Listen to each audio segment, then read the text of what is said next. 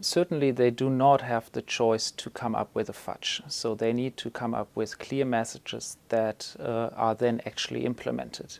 Now, on the precise things we certainly need an announcement or at least a tacit agreement on moving ahead with a lender of last resort to stabilize the bond market and the financial system above all. We also need to come to a conclusion as regards fiscal surveillance and fiscal veto rights on budgets. At least a political agreement needs to be put in place so that the big creditor countries have a quid pro quo for their tacit or even explicit agreement to more financial support. But in terms of fiscal supervision, who has to implement that and how quickly does that need to happen? Well, I think first of all we need an authority at a Eurozone level that has the function of really independently implementing that, solving the coordination problems in the Eurozone. Now, who precisely should that be, I think is still an open question.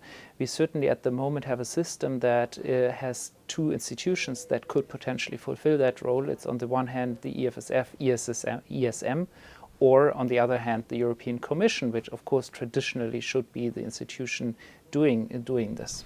But member states are very worried that they will lose sovereignty if there is a kind of supernatural body that is designated to control their own budgets. Yes, I think that's exactly what we're talking about. We are talking about giving up, to some extent at least, sovereignty in exchange for a system of greater financial support to member states in need. But isn't the debate elsewhere? Isn't what investors are calling for reassurance that the European Central Bank will step in?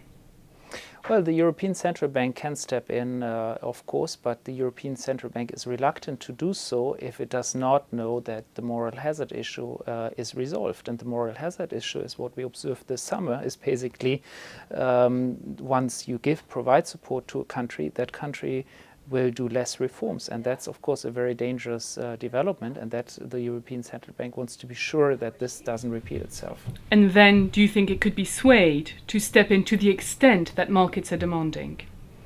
Well, I think ultimately the European Central Bank won't have much of a choice because the situation has become very fragile and the financial system has become very fragile. And at that point, unless you intervene, we may risk a major financial collapse.